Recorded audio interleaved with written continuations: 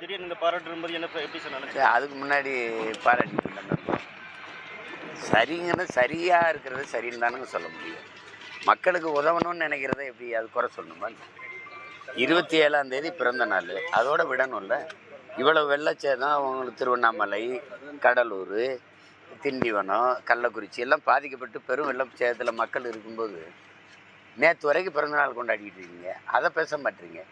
அவர் பாதிக்கப்பட்ட மக்களுக்கு உதவணும்னு நினைக்கிறாரு, அதை பாராட்டணும்ல.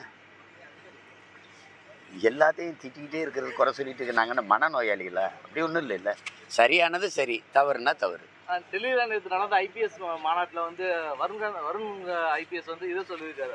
நாம் தமிழர் இயக்கம் ஒரு பிரிவினைவாத இயக்கம், அதை கண்காணிக்கணும் அப்படின்னு சொல்லிட்டு ஐபிஎஸ் அதிகாரிகள் மத்தியில் சொல்லியிருக்காரு. இது எப்படி பார்க்குறது? அவர் ரொம்ப நாளாக கண்காணிச்சுட்டு தானே இருக்காரு. இது புதுசாக கண்காணிக்கிறாங்களா எங்களை? அது ஒரு உள்துறை அமைச்சகம் நடத்தப்பட்ட அந்த நிகழ்வு